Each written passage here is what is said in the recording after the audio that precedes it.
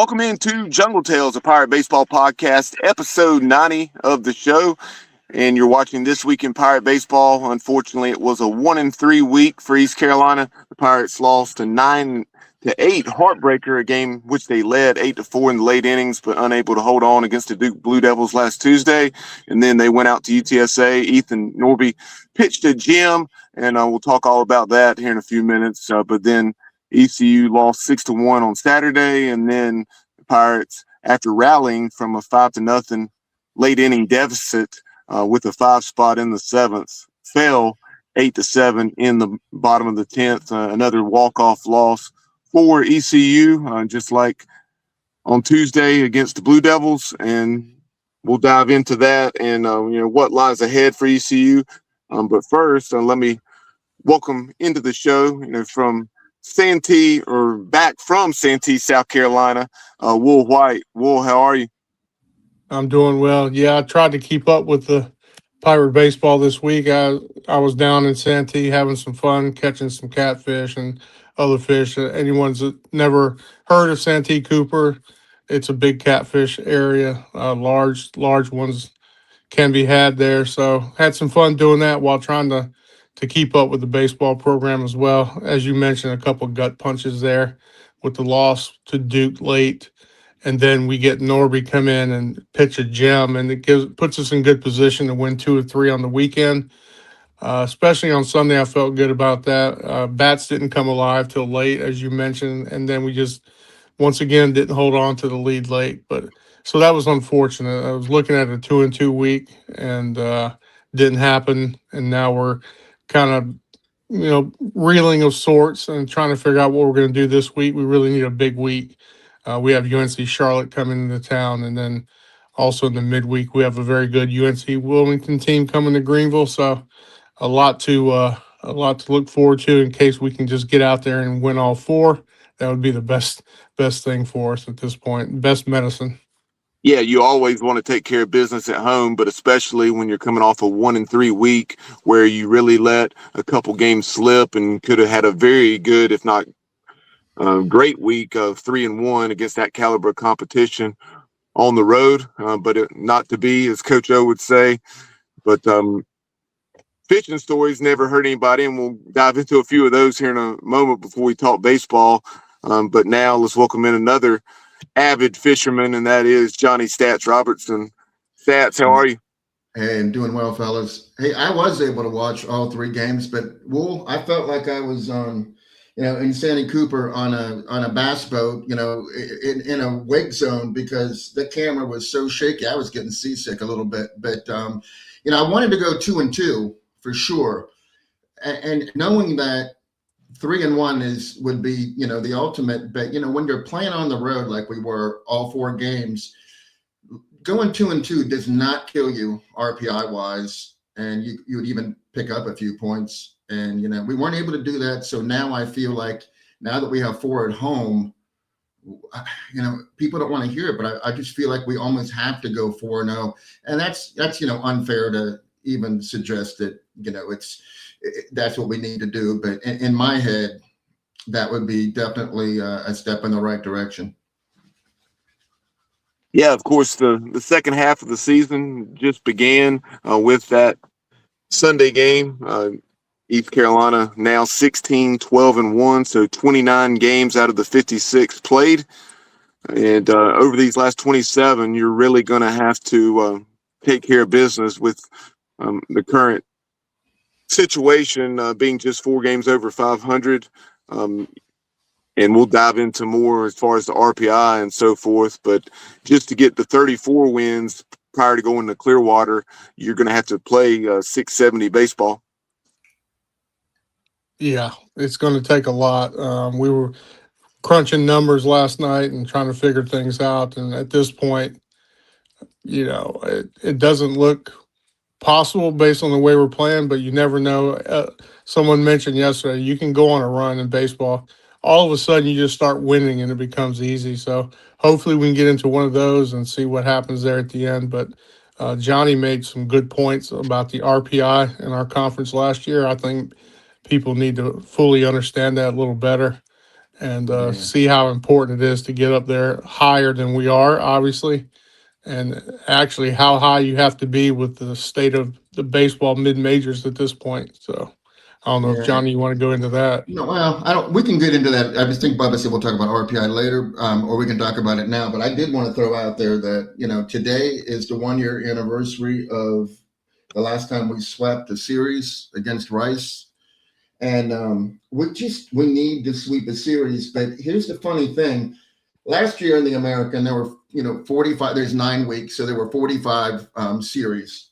14 of them were sweeps. This year so far, 10 American weekend series, conference series, only 1 sweep, and oddly enough, it's UAB that got the job done against a really surprisingly bad Tulane team. So it may be that it's harder to get a sweep in the American because teams are so even this season. So that's just a thought that I might have had, that I did have. Yeah, it looks like you have 2 bottom of the barrel teams in Tulane and Memphis, and then everybody else. And they're trying to figure things out. FAU's not playing very well either. So, but yeah, the rest of the group trying to figure out their spot, where they belong in the conference. And looks like we have 3, 4 at the top and a couple in the middle there. It's just, like you said, Johnny, a lot of competition right now, trying to figure that out. But I mean, as far as the RPI goes, I thought that people should kind of understand, because I think people think that I'm in panic mode unnecessarily and that I'm like overly worried about the situation. But last season, I don't know if this is a trend. This is the way that the selection committee is going to go. But there's 35 at-large bids that go out. And last season, 31 of them went to teams in the top 4 conferences and Oregon State. I mean, Oregon State is not a mid-major, so only 4 mid-major schools received an at-large bid. And out of those 4 schools, every single one of them won at least 40 games, and every single one of them, the worst RPI was 23. So they had an 18, a 21, a 22, and a 23 RPI. Those are the teams that got in last year. So that's why I'm worried, because we're nowhere near those numbers. And I don't want to have to go into Clearwater and pull a rabbit out of our hat again. But, each week that goes by, we're looking at, that is a likely scenario. So that's why I'm calling for a sweep. Yeah, I agree with you. This is a critical week. And it's, we're in a conundrum here. I mean, we were talking what we need to do to be able to get into the tournament at large, and now we're starting to say, okay, another week like that, and we're going to be having to win the tournament again, and that's not a very fun position to be in. Not at all. Yep. You really have to take care of business in the second half of the season.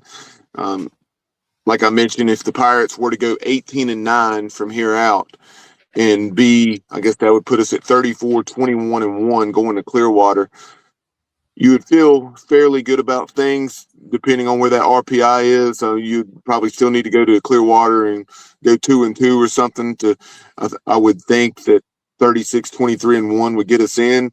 But like I mentioned, that to get to 34-21-1 going to Clearwater, that requires us to play 670 baseball from this point. Yeah, and win against teams and take all the games. I'm sorry. I'm sorry. Say that again. I said, do you think that 34 plus 3, is that what you said? 34 and then get 3 wins in Clearwater? I said 2-2, and that would put us at 36-23-1. Oh, man, I don't think that gets it done. I just don't. But just depending on where the RPI would be, I could. Yeah, like I was mentioning there, you have to beat teams like Charlotte when they come into town. Win your midweek games against NC State, Duke. I mean, even UNC. I mean, we have no room for error to lose to any teams like Wilmington or Campbell again. No. So. And if they're only going to give 4 or 5 mid-major, at-large bids out, one's going to the West, Irvine or Fullerton or somebody. And then, I mean, the Sun Belt and Conference USA are just so competitive. They Yeah, have, yeah, really they high might take RPI two of teams. those. Yeah, they very well might. Coastal, Texas State, Southern Miss, of course. Liberty even has a great RPI, and they're 6-3. Jack State, 9-0, 28 RPI. Kennesaw State. I mean, there's some really good teams out there, and we're as good as any of them, but we just, we can't mess around too much, I don't think. Kind of going back to that heartbreaking loss at Duke on that's nearly a week in the past now, so we won't dwell on it too much. But I was in attendance there at the beautiful Jack Coombs Field, and no, it really is a very pretty setting. But the reason I say that jokingly is just because of the ballpark itself. It's ridiculous for a school that has that much money, in my opinion, to not have a better ballpark than what they do. Yeah. And that combined with, who knows, if they would have built a ballpark similar to that of UVA or anything like that, maybe Pollard doesn't leave. But then again, maybe he does, because that UVA job was his dream job. But they definitely didn't give him reasons to stay. Outside of some of the other things they bring to the table, and as far as building what they should have built, in my opinion. But in that game, it was nice to see Nick Moran get the start. Unfortunately, he didn't pitch very well, and really the only Pirate arm used that day that did pitch well was Ethan Rose. Ethan went 4 innings, I think the most he had been extended all year, 1 run on 2 hits. And it seems like, from what I recall, that run was really not so much on him, but I may be mistaken. Yeah, I think he gave up a double when he came in the game, so I'm not sure it was his run. Maybe it was. Can't think of it right now. I think, like you mentioned, we didn't have a very good pitching outcome in the game, and I think you get 5 leadoff batters on Yep. in 5 different innings. That's not good. 6 walks, 2 wild pitches. So basically, you're playing with a lot of traffic on the field, and that's not something that makes a pitcher, especially these younger pitchers at this level, they're not used to it. So it's not something that's very comfortable when you're on the mound. And that just happened. And yeah, Nick did get the start. I'm not sure what's going on there. Johnny's talked about it before. Possible injury situation still going on right now for him. We didn't see him this weekend. So I don't know if I you have think any just more maybe info on just a that. little bit of stiffness, maybe. Yeah. Not maybe. I don't know that it would. I guess it's an injury if you're stiff, but I don't think he was available this weekend after Yeah. after the Duke game. I'm not sure. We didn't see him anyhow. But Yeah. along the lines of missed opportunities, that's kind of one of the areas that the Pirates were one of the many things as far as offensive inconsistencies, the title that I put on this week's show. And yeah, we scored 8 runs in the game on 8 hits, but Duke had something like, was it 12 or 13 free passes between walks and hit batters, and the Pirates left 13 guys on in the game. And how about what we saw in the first inning, something you very rarely see, and it's hard to accomplish. And I say accomplished, it's a negative thing, and that is, Braden Burris lead off with a triple off the left field wall, and then he runs into an out at the plate, hard to figure, and then we have the bases loaded, 1 out, and don't score. Yeah. And they finally broke it open in the 4th after leaving those runners on, not scoring, with the big swing by Jack with the bases loaded and no outs. Flipped the game over at that point, and looked like we were going to go to an easy win. And then the late collapse. We had a couple errors there late, 1 throwing error in the 8th, and then the bullpen collapsed, really. 5 runs in the final 3 innings. And it was almost like this inevitable feeling coming that, can we hold on to this game? But unfortunately did not. Yeah, Charlie Hoagland pitched well at times, but and there in the ninth, bottom line is we didn't get it done, but at the same time, I was sitting directly behind the plate in the bottom of the ninth. I do think he got squeezed a bit. I don't know what you thought watching it on TV, but as soon as we walked that leadoff man, and that was a common theme going into Sunday's walk-off loss, when we got walked off by UTSA, I should say, in 10 innings, and just the inability to throw strikes with the game on the line and a multi-run lead. Yeah, at that point, I was out there fishing, Bubba, and I was trying to keep up with the game. And me and Dad were getting ready to set up to try and catch some late catfish.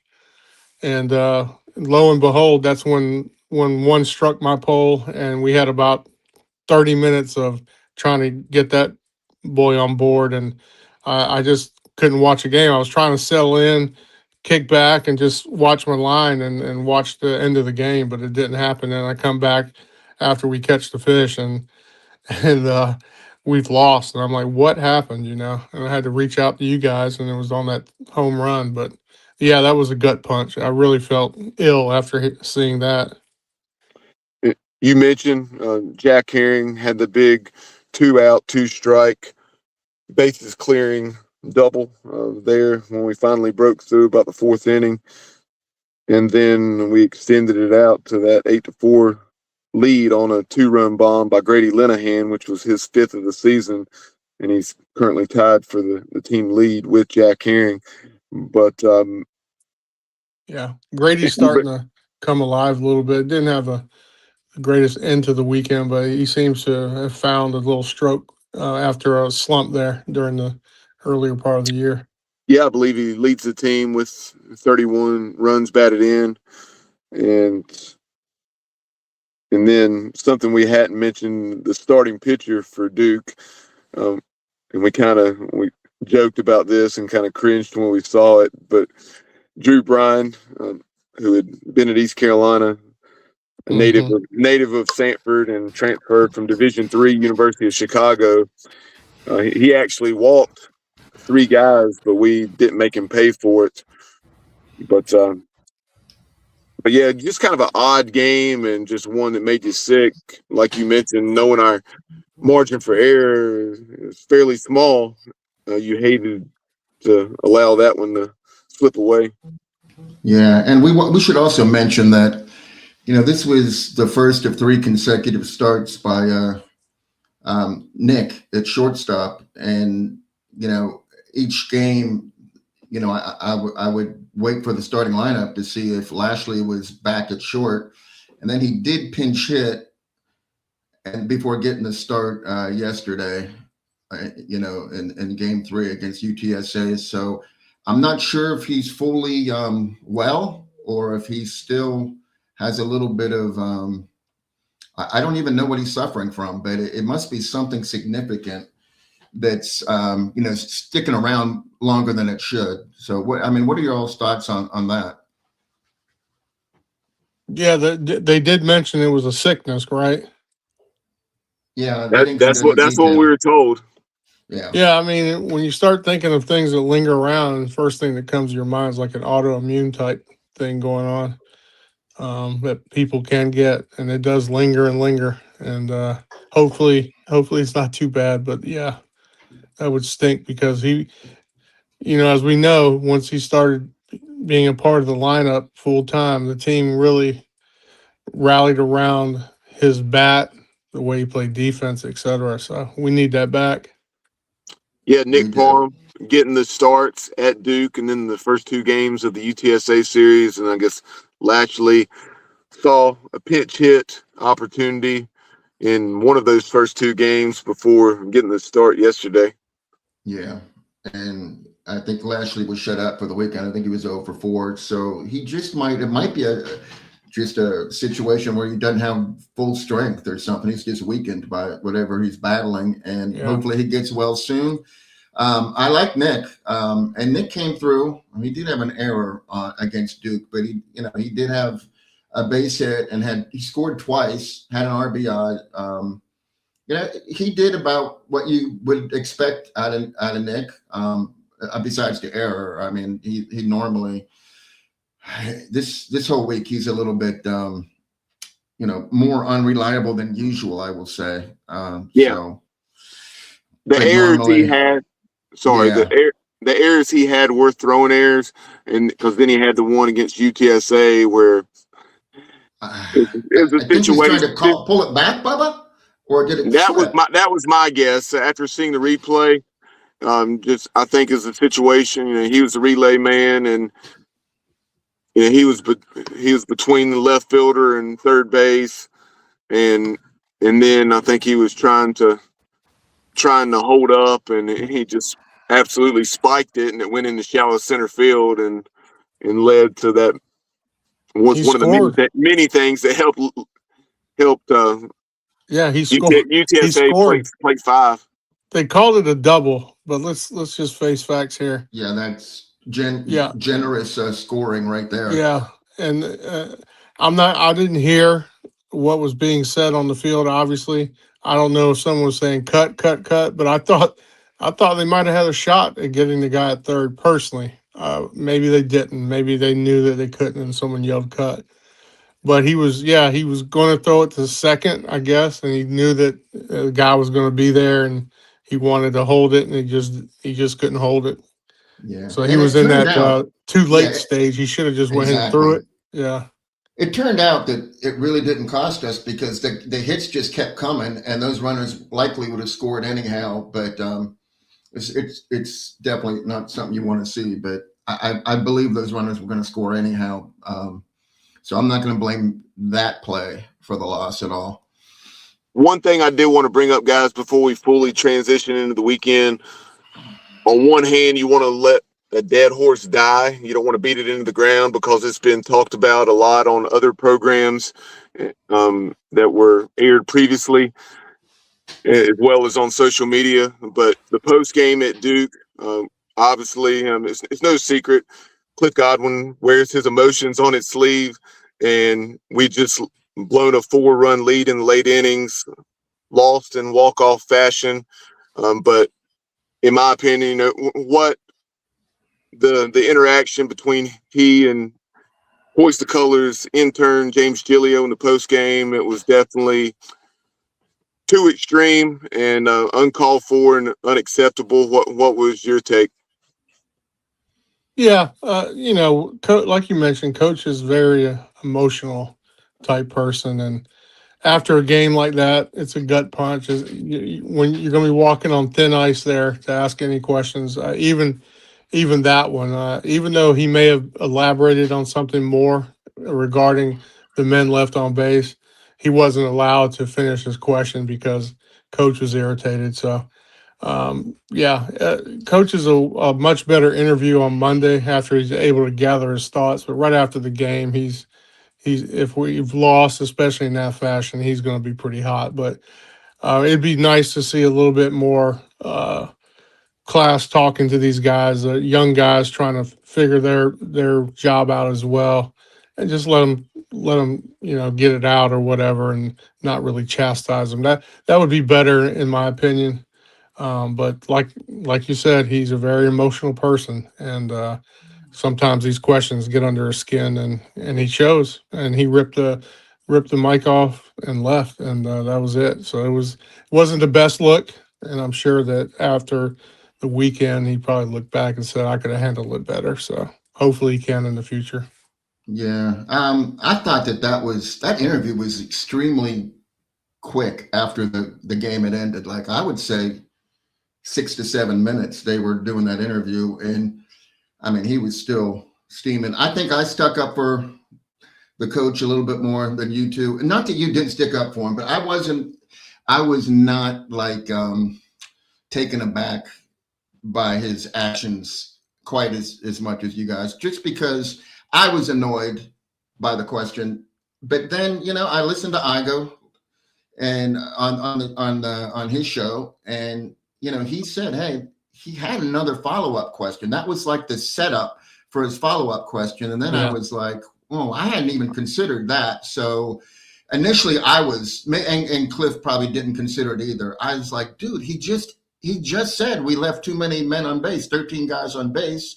And then you're going to ask him, what about the 13 guys? I was mad that he asked the question, but that doesn't, I think I said to both of you that I would prefer that, he act like I couldn't see Blake Harrell doing that under any circumstances. And I know they're two different people, but I didn't like it. And I think he realizes that just can't continue. And I feel like going forward, I figured that he was going to ask a follow-up question there based on how it was going, but he just didn't get the chance. He did not. And then when Cliff got thrown out at UTSA, I was like, I have no problem with that either. I don't think anybody did. He's just trying to rally. So, there's part of him, he's going to be who he is. He's a fiery guy, and nobody's asking him not to be that guy.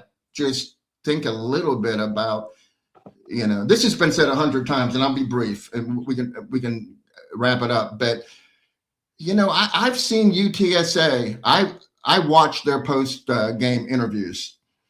Well, not every one of them, but a lot of them I do, just because I want to see what they're doing. And they have one reporter show up, and he asks like 2 questions, and that's it. And Coach Hallmark is, he doesn't get asked any difficult questions or whatever, because nobody cares about Roadrunner baseball, apparently. But here we do care, and Coach should take that, into consideration and be like, well, I want to let the fans get as much information as they deserve, but maybe going forward.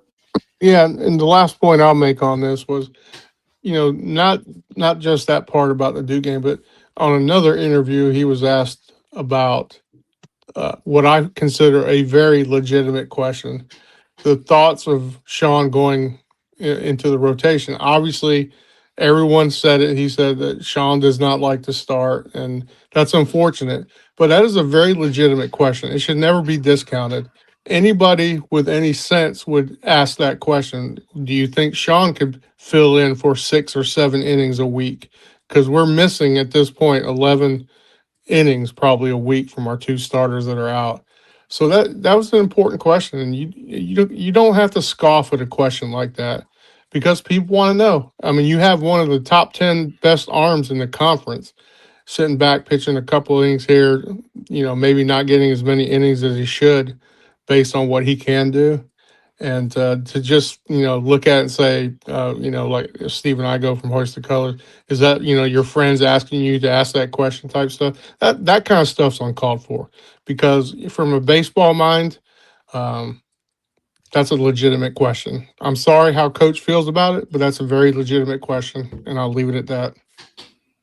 Yeah, guys, Johnny Gardner chimes in on YouTube saying that he didn't have to do the 6th Beatle like that, referring to James Giglio.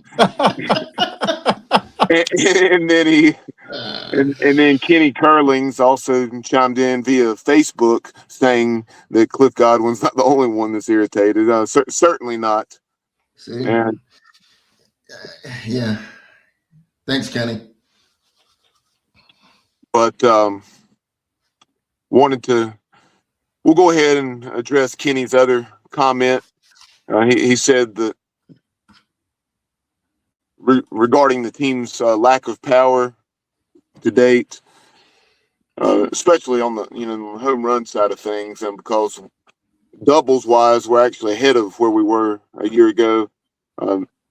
From a home run standpoint, what I told you at this juncture, we had hit 33, and this year we have 23. So Kenny says, how concerning is it with the lack of power at the plate for this team so far this season? Yeah, I think JR was talking about, what are we, second to last in the league in home runs at this point? Yeah. Well, South Florida has just like they just don't hit it. They refuse to hit home runs. So they're the only team that we're ahead at this point.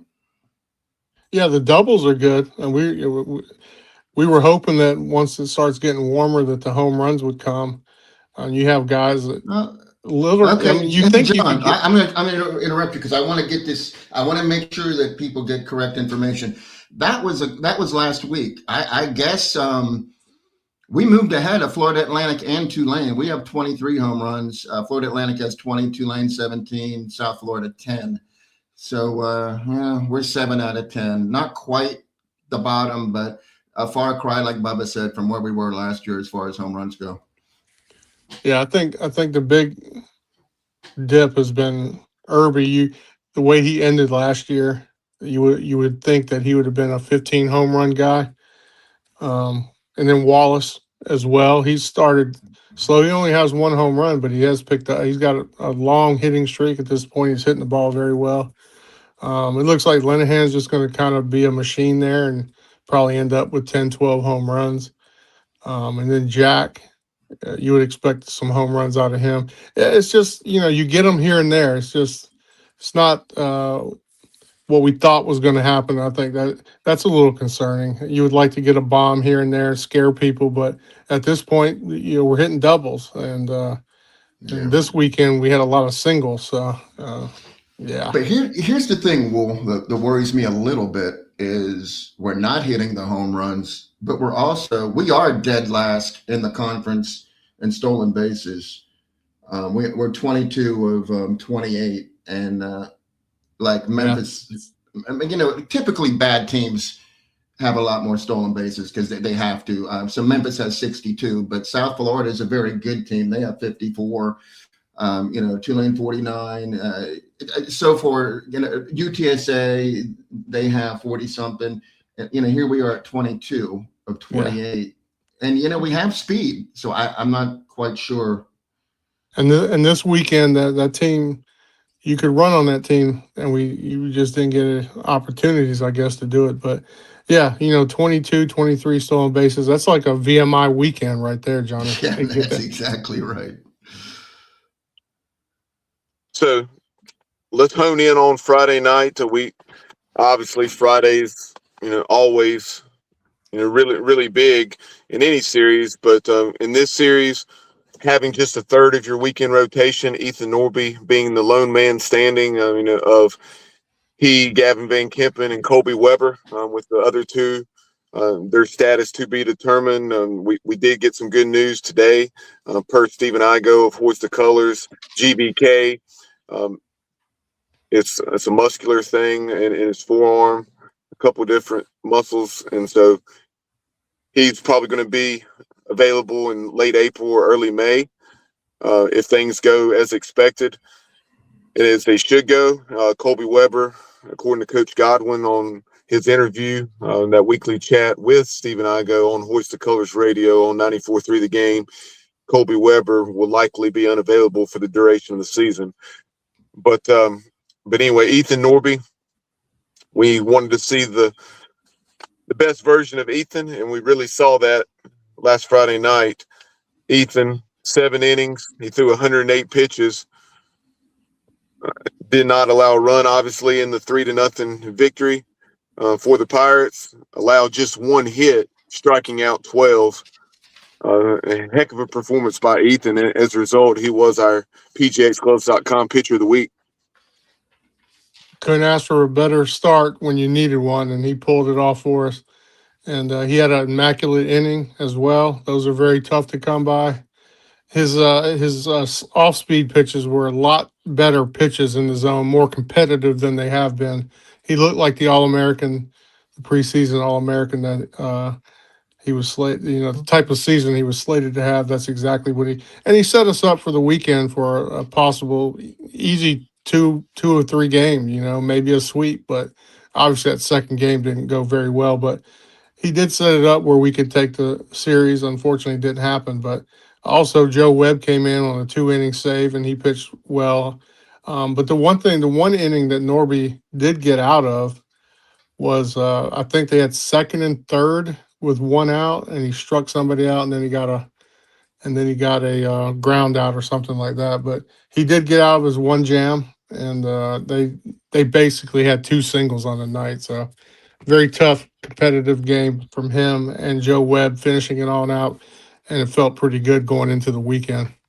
Yeah, and if anybody would have watched the first inning of that game, just the first inning, and watched the way Ethan was pitching, and then watched, Christian Okerholm got his second consecutive Friday start. The previous Friday, he pitched 3 hitless innings, only walking 1. But man, he threw 10 pitches, 8 of them were balls. He walked 2 guys, and then the next guy they brought in, he threw a ball and then an error.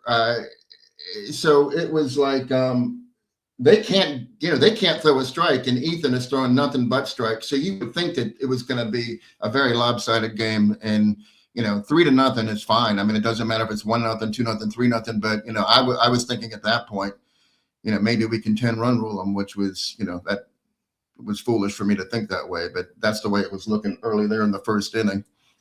And something I told both of you guys going into the game is so we really need the performance that we got out of Ethan, where not only did he pitch well, but he went at least 7 innings. And I said, if we can have a multi-run lead where we don't feel like we need to bring Sean Jenkins into the game, so because if we are in a tight ball game and exhaust both Ethan and Sean on Friday, and you somehow lose a close one, then you're in a situation where you're really going to have to do something not to get swept. But at the same time, if you got what we got, then you had a very good chance to win the series. And unfortunately, that's pretty much how it unfolded down until we were unable to hold the 7-5 lead.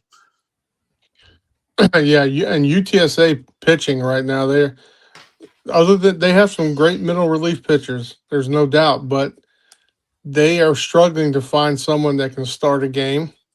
And I know Connor Miles came in Saturday, and he doesn't have swing or miss type stuff.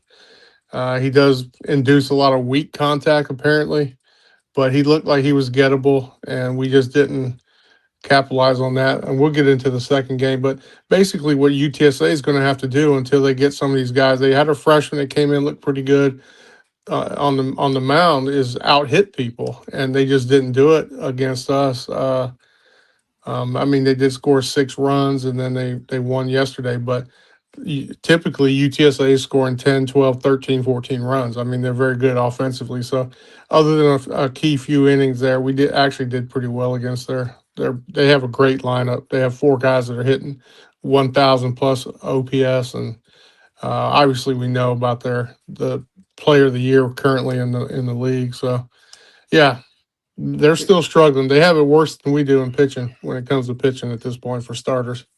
They do. Yeah. And that guy that started, he actually started the game, Ryan Self. He had a 7 ERA, and then he comes in and, we can't touch him. He threw a perfect first inning, and then I guess that's all they had him planned for, because it just seemed like Coach Hallmark, knew what pitchers to put in when. None of the pitchers were dominant, but, they all were very effective when they were put into the game. It seemed to me, especially in game 2. So speaking of game 2, let's take a look at that one. A 6-1 loss. A game. It actually began with Ryan Towers getting the start. Unfortunately, RT did not record an out. 5 runs on 5 hits, and they were certainly teeing off. And then there was a thing or two that didn't go right behind him. So you dig that 5-0 hole right out of the gates, and then the bullpen did an excellent job. Gavin Marley, Jackson DiLorenzo, great to see him come in and pitch a few good innings, getting some strikeouts. And then Alex, a.k.a. Bobby Boucher, came in. He did allow a solo bomb, but pitched very well. And 2 strikes, got it, I think, at least 2, maybe 3 strikeouts. So very pleased that the bullpen held them where they were and gave the offense a chance. But unfortunately, the offense was just punchless because going back to Friday night's game, you didn't score in the last 6 innings, and then you scored just 1 run. So you were looking at a stretch of about 20 innings across games 1 through 3 that the Pirates just scored 1 run in that 20-inning stretch. Yeah, and our bullpen actually was dominant. They only gave up 2 hits in the final 8 innings. We just couldn't score. And what was the best part about this was actually seeing DiLorenzo pitch and not walk anybody. I know that's been his bugaboo, but his changeup, whatever they've developed, and Coach Godwin talked about this today on the show with Stephen Igo, and talking about that's a swing and miss changeup. It's so good, and that's good to see because we really need another arm in the bullpen. And if you can rely on Jackson, they gave him 3 innings pitched. If you can get that out of him during the week, that's going to be a big boost, an unexpected boost, I should say, because when he comes in the game, you start thinking about how many people he walked last year, et cetera, and kind of gives you a bad feeling. But he actually looked really good out there. From I was happy to UTSA, see that as well because we need, somebody else we can depend on. And his, like you said, just not walking people and with 3 strikeouts is just exactly what we're looking for. So, hopefully we're going to see much more of Jackson. and from UTSA standpoint, the big left-handed Aussie, Connell Miles, 5 innings, 1 run on 5 hits, and I think he threw 78 pitches in those 5 innings. And then Sam Simmons, 4 shutout innings. Slim Simmons, as they call him, right, JR? Yeah, that's him. But yeah, then Connor didn't have, he doesn't have overpowering stuff. I mean, it looks like he can be hit, but we just had weak contact. Sometimes pitchers will get to you like that. yeah, you only had 2 or 3 Ks in the game, if I'm not mistaken. I may be thinking about Friday's game, but as has been the case for this team, we're putting the ball in play, just not hitting the ball hard and not having enough solid contact. But going into that series finale, you saw Ethan Rose get the ball. Unfortunately, it wasn't a much better start than what we got from Ryan Towers in Saturday's game. Ethan went just an inning, did not have his command, walked 4. And then you had Sean Jenkins. He came in, didn't have his best outing, but he did enough to allow us to stay in the game and eventually make that comeback. 4 innings, 4 runs. Only 2 of those were earned, however, on 3 hits. Yeah, after 5, well, how many innings did we go without a run? 6 innings? You mean offensively? Yeah. The first 6, we got shut out the first 6, and then our bats came alive. Yeah, because we went the last 6 on Friday, and then 1 run on Saturday, and then the first 6 shut out. So there you go. Got your 20 innings. 21 innings or whatever. Yeah. Yeah, that 7th inning, okay, it looks like we got 2 hit by pitches, error, and another run by hit by pitch. Kalinic, the 2 RBI single that you have on one of your shorts, Bubba Kalinic came through. Couple throwing errors by UTSA, and then Braden double to tie it. So it was 5-5 all of a sudden. I'll be honest with you, I had to stop watching that game. I was so sick of seeing us not be able to produce at the plate.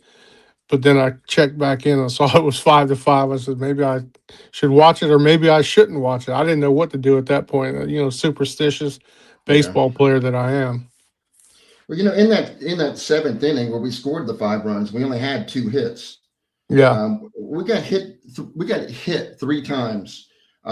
Grady got hit leadoff, and then AI right after him, and then Davin got hit. All 3 of them ended up scoring. So off of those 2 hits with those 3 hit batters and 3 errors they had in that 1 inning, it was they helped us out a lot to get cut, to tie things up. It wasn't just our bats, it was them as much as it was us. And I just want to say real quick about hit batsmen and walking people. Our issue on Sunday, in my opinion, is they were 5 for 10 getting their leadoff batter of the inning on base.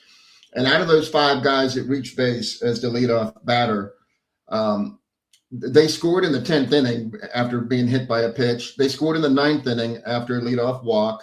They scored in the 4th after a leadoff single. They scored in the 2nd after a leadoff walk. And in the 1st, Caden Miller led off the game with a walk.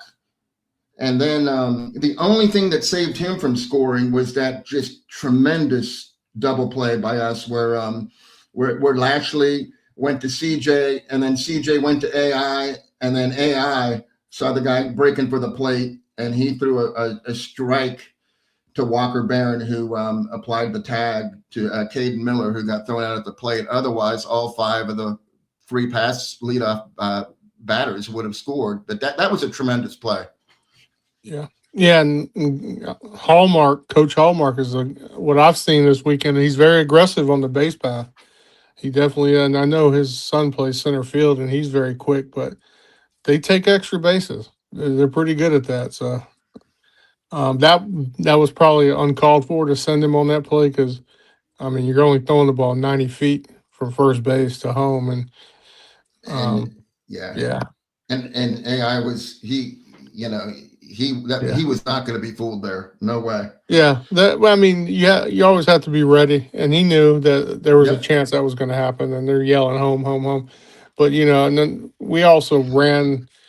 So one of the puzzling parts was when who was it?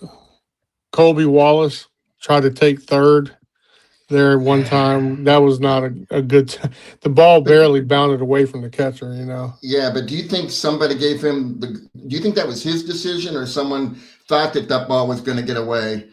I think that's a split decision that the runner has to make, and he thought it was going to get away. I don't think someone's yelling at you to go on that. With three-run deficit at the time. Yeah, and the pitch count would have went. Got a good arm as well. Yeah, he struggled a little bit throwing runners out, but anyway, it was just ball wasn't out far enough, and then the count was going to 3-1, right? So that's a hitter's count. I know that was just not a good time to be doing something like that with being down. But anyway, we did tie it up. We did get 2 extra runs, and unfortunately, we held them up in the bottom of the 9th. Or did they score the 2 runs to tie it in the 9th, or was that the 8th? They had. Go ahead, Bubba. No, go ahead, JR. I was going to say they scored the 2 runs in the 9th, and then the leadoff.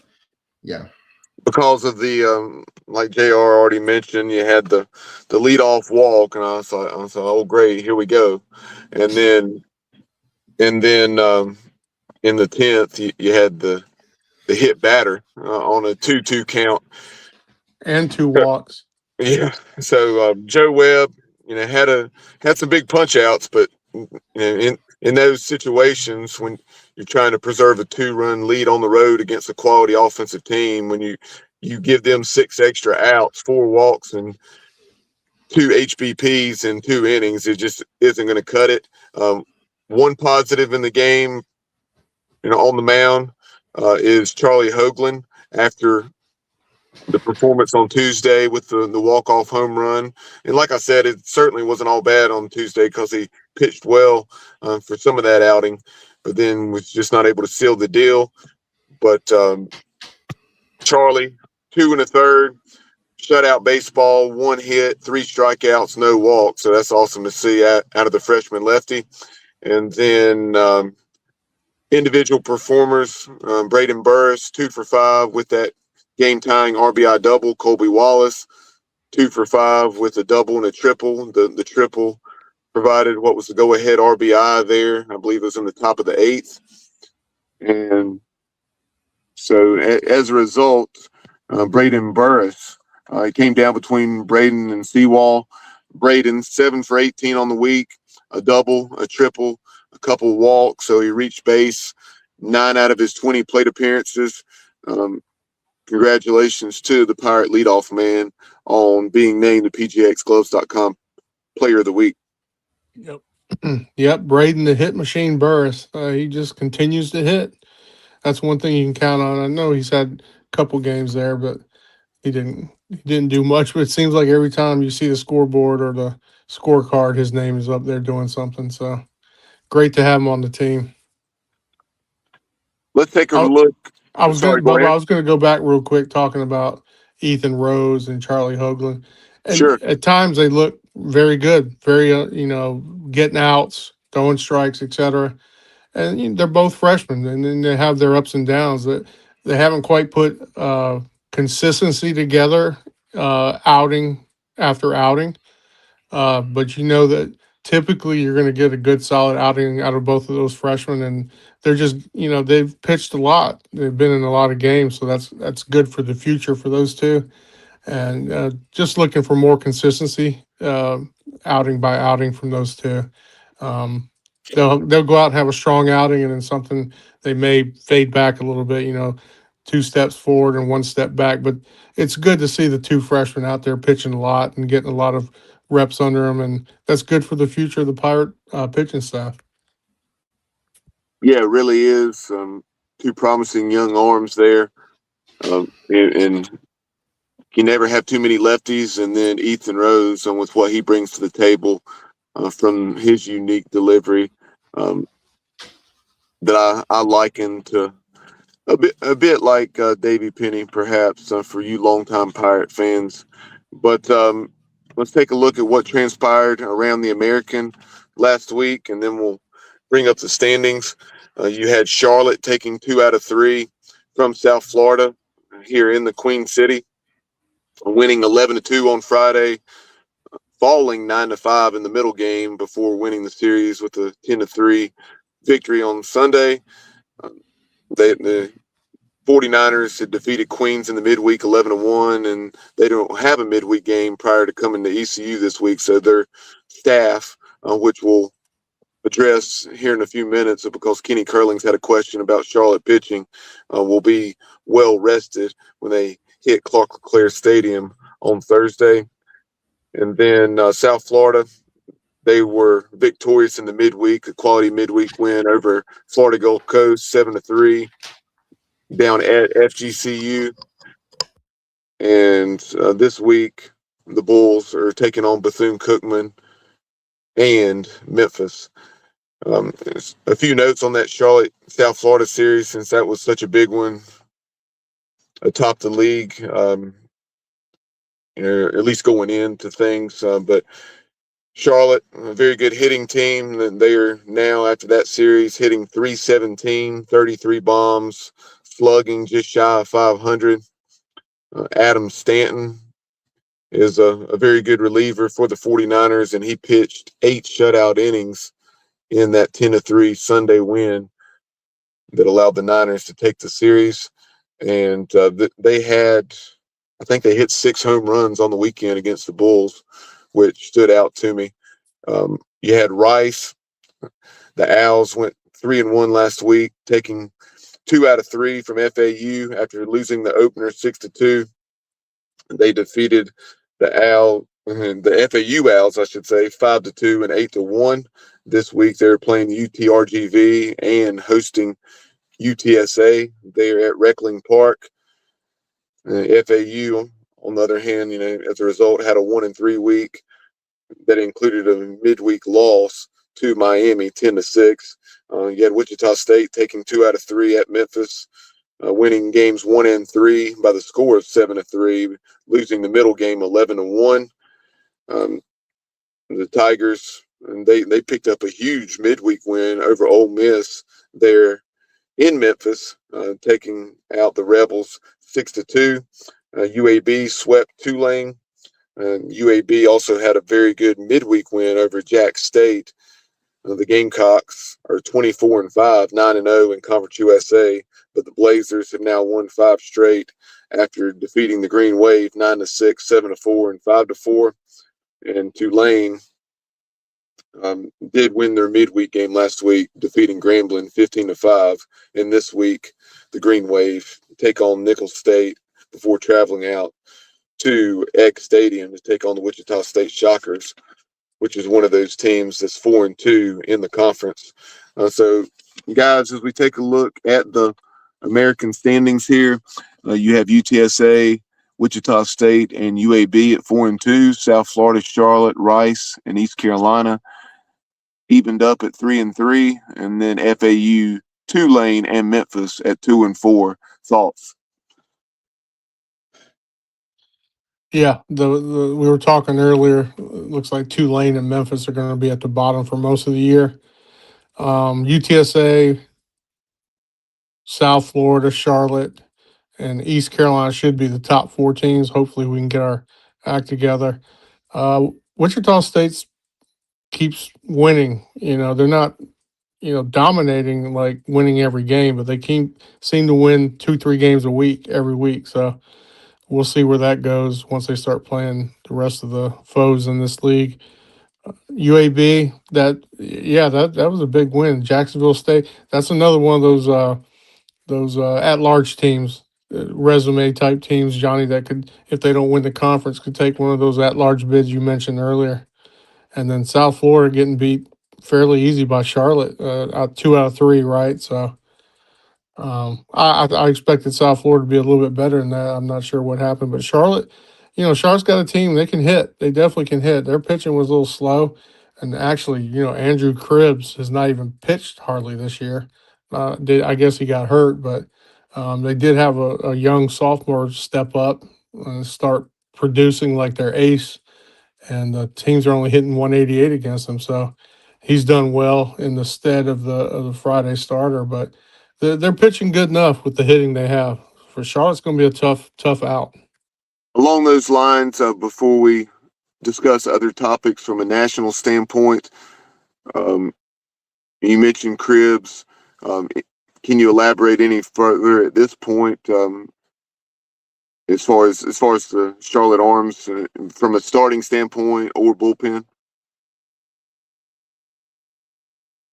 Oops, sorry.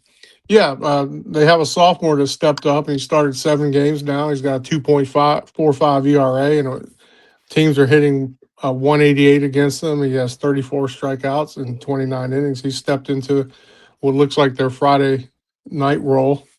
They have a couple other guys that are starters in Drew Munn. Obviously, we know that name. Teams are hitting 280 against him. He hasn't had a great year. He's given up 13 earned runs in 26 innings, so he's gettable.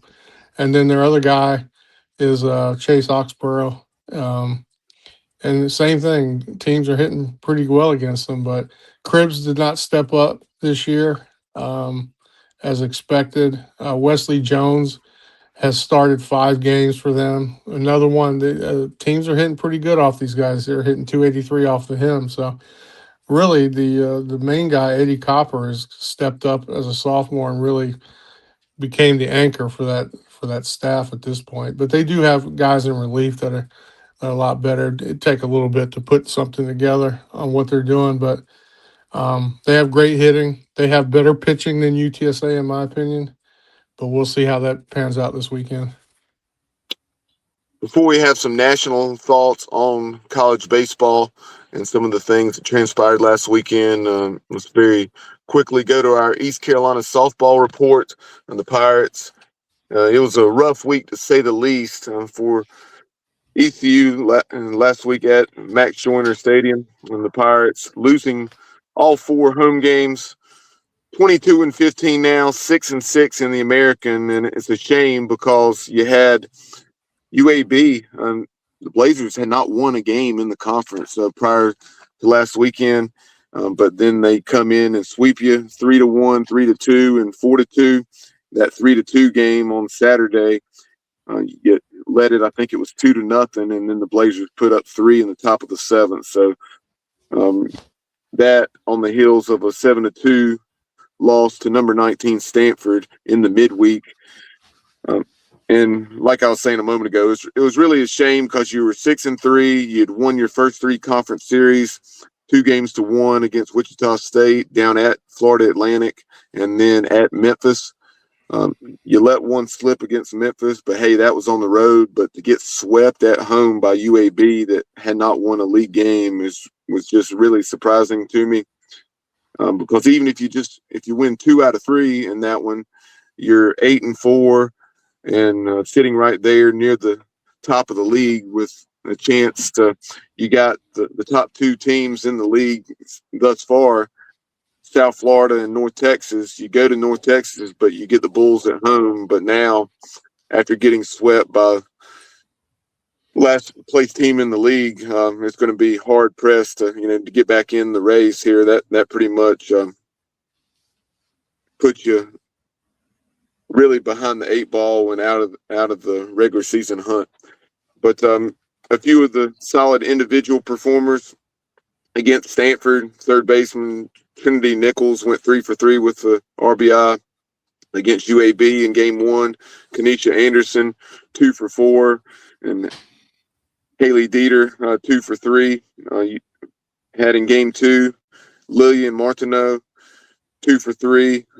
She is the Pirates' first baseman, and then Kanisha Anderson, who had 2 hits in the opening game of the series, hit a bomb, and then in the final game against the Blazers, left fielder Alexis Morgan led ECU with a 2 for 3 performance, including a double.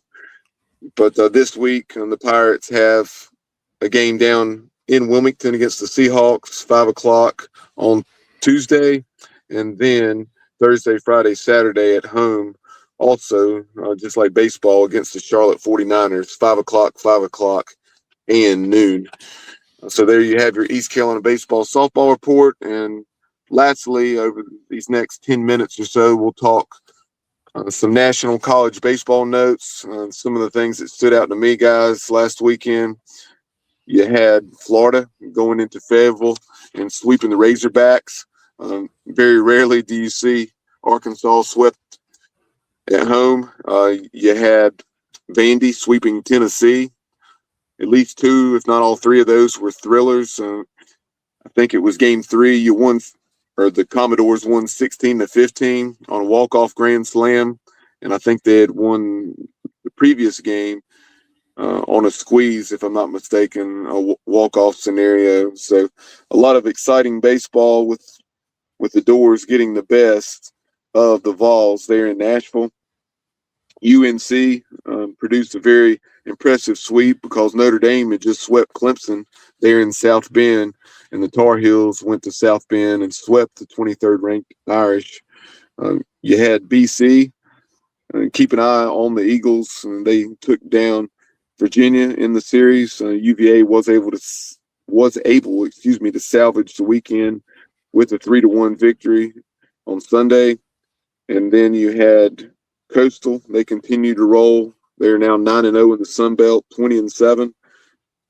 And then I know, Wool, you mentioned earlier the success of the Monmouth Hawks leading the CAA with their 10-2 record. Yeah, the CAA North, and Coach Dean Ehalt, he was actually in Elon. And for some of you old schoolers that watched the Pirate program in the past, many moons ago, he has a picture up on his Facebook with Jay McGraw, who was a great player for East Carolina, played with Winford and under Coach Overton. One of Coach Overton's favorite players. The guy was a all-out baller. He did get hurt during my senior year. But anyway, yeah, good for Coach Dean. Monmouth up there in the North Division of the Coastal Athletic Conference. And the South has UNC Wilmington and Campbell, going at it for first place in the South. So, yeah, some good baseball in the Coastal this year. Yeah, and you mentioned Campbell. We're discussing off the air, I guess it was. You had the Camels with victories here of late in the last few weeks over Coastal, NC State, also Duke, and they defeated the Blue Devils 13-3 there in Bowie's Creek. And they play the Tar Heels tomorrow. They play in Boshamer tomorrow, and and right now on the weekends, I know the Heels moved to number 6 in the country in D1, but their RPI is 50-ish, or maybe their strength of schedule is 50-ish, but their pitching staff has not really done the dominant stuff that people thought, especially Lynch on Saturday. He's not looking like the Lynch that everybody expected. I don't know if it's a sophomore slump or what's going on. Boaz on the weekend, he's probably the most gettable, But once they started getting into the ACC play, teams have started hitting them pretty hard.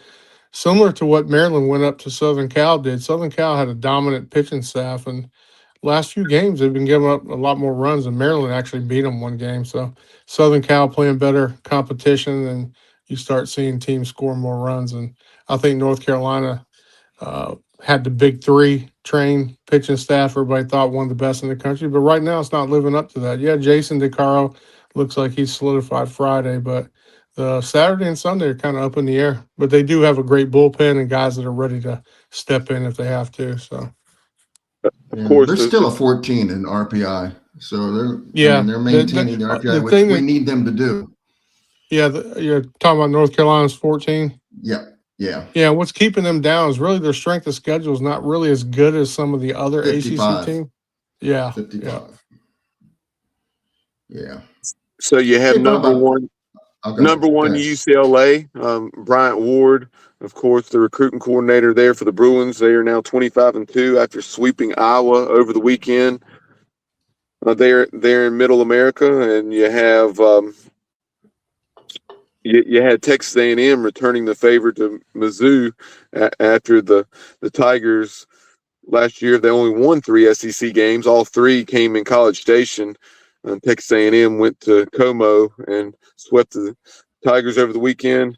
And then how about number 6 Mississippi State going into Oxford and Swayze Field and sweeping the number 18 Ole Miss Rebels?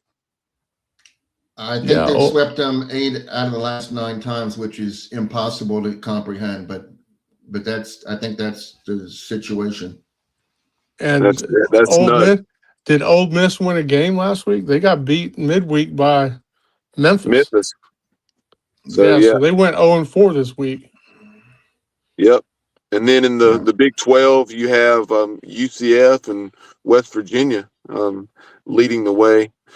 The Mountaineers went out to Tempe and took 2 out of 3 from the Sun Devils, and they are now 19-5, 7-2. And then UCF, their overall record's not as good as the Mountaineers, but they are now 8-1 in league play.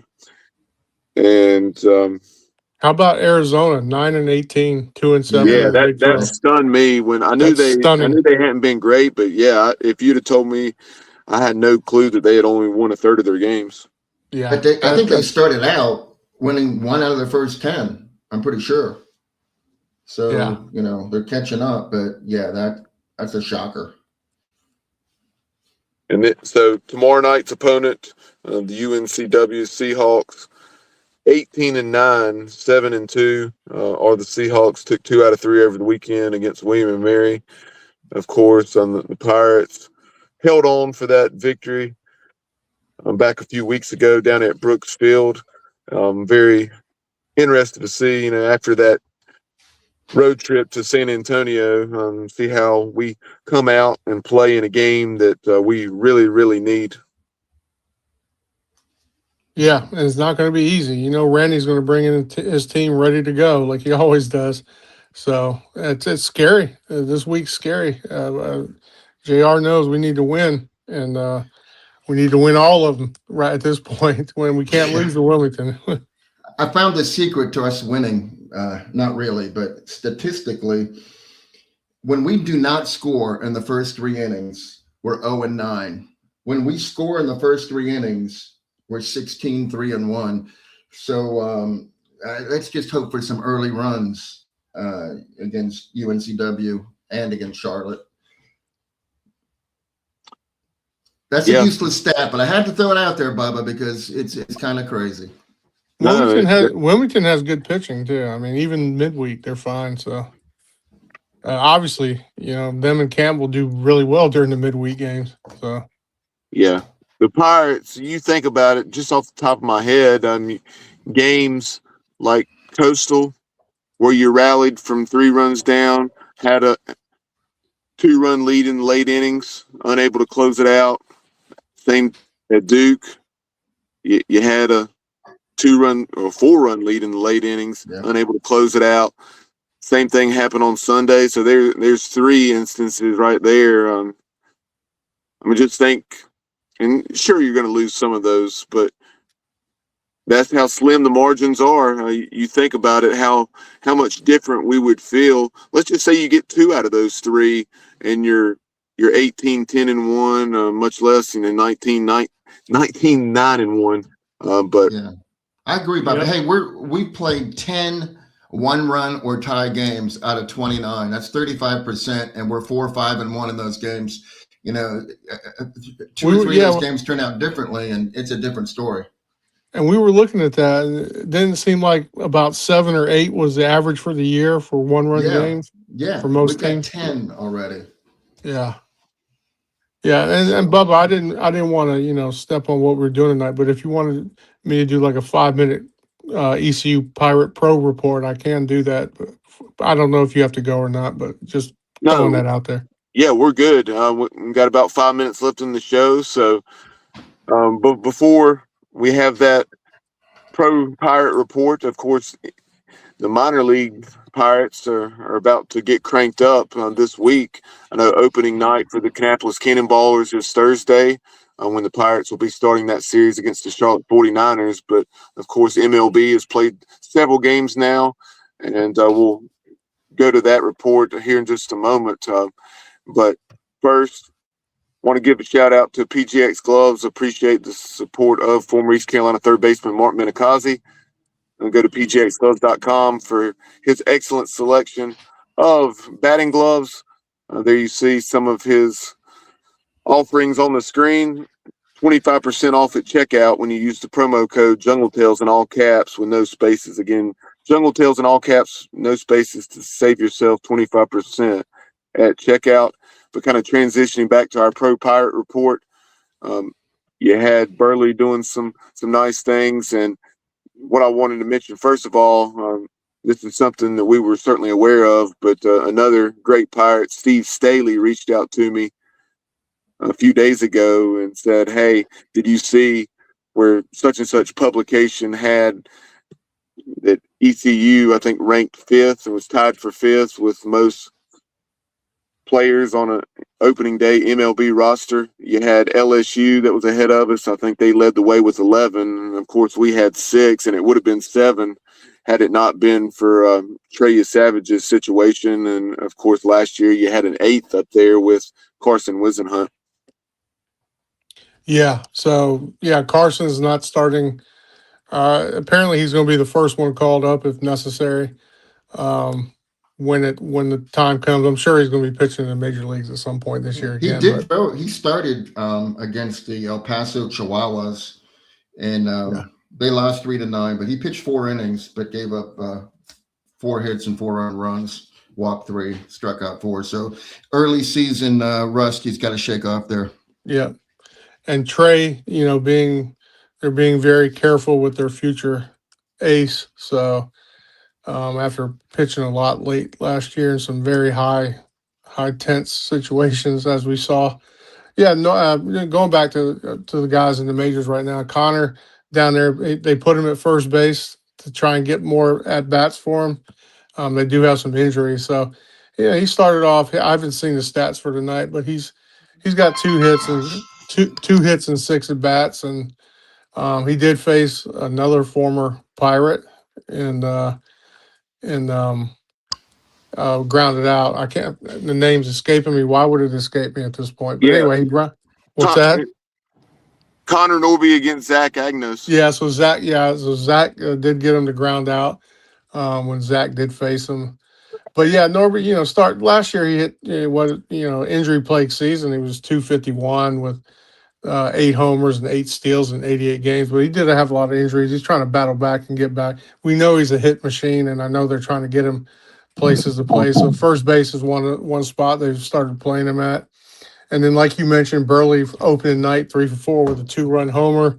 He's batting third in that lineup. He's getting to play with one of the great future stars in J.J. Weatherholt.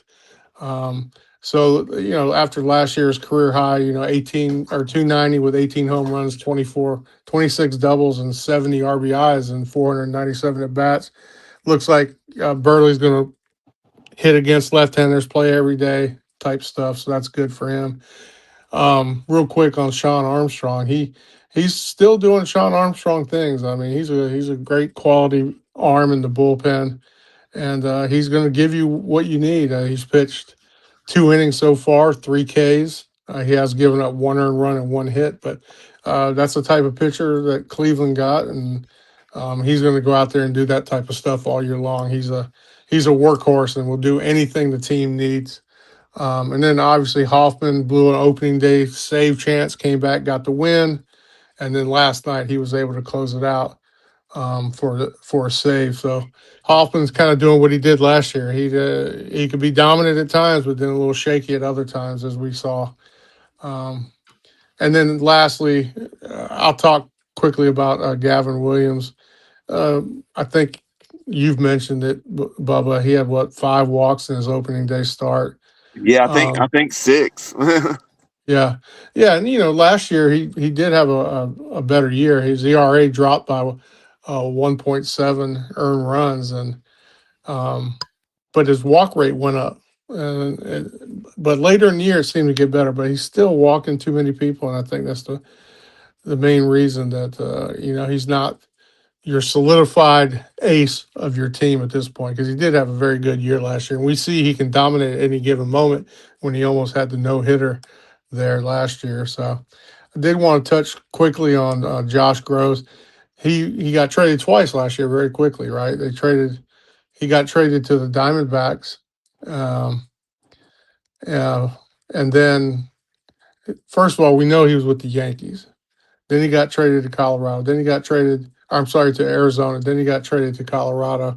But, it's a key indicator. And, they expect him to make Double-A this year. We need to see him get into Double-A and be there consistently. But he has good enough stuff. It's obvious scouts like his stuff. So if we can get him up in the Double-A and see what he can and develop some more and no injuries, I think he may have a shot in the next few years to be at the major league level. So that was a quick rundown of the players and what they've done so far. And it's early in the year, obviously. Yeah, great information there. I was aware of some of that. I definitely saw Burley's home run, kind of watched that on a loop about 5 or 6 times because it was such a short clip, and it was that was an awesome call. Yeah. So I saw it when Trent Britt had shared it on social media from Next Level Training Center. Of course, he works with Burley during the off season and gets him to where he needs to be for that 162 game plus grind.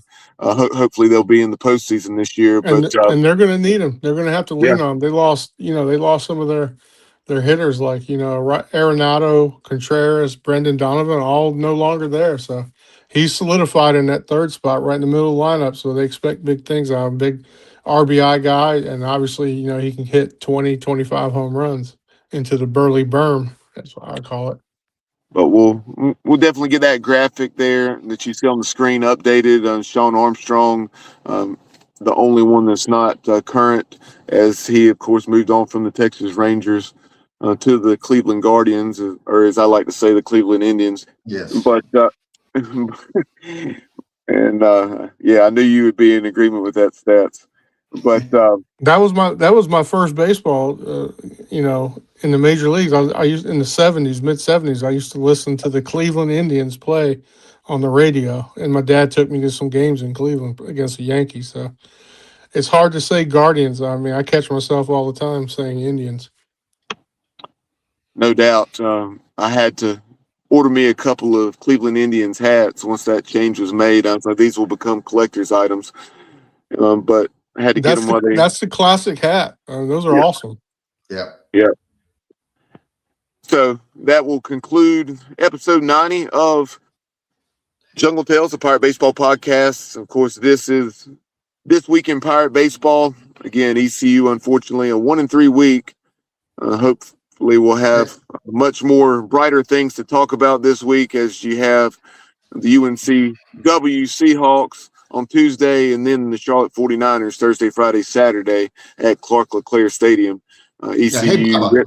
I'm Yeah, sorry. go ahead. I throw this in there because I made this comment earlier, but my mic was muted. But I want to shout out to Carlos Hakame because he's fourth in the nation and toughest guy to strike out in Division I baseball. He's only struck out twice in 62 plate appearances, which is fourth out of thousands of players. And he's also the only Pirate in this century to have more hit by pitches than he does strikeouts. He's been hit 5 times, struck out twice. So I just want to give a shout out to him. He's playing great ball. I want to give him that, that acknowledgement.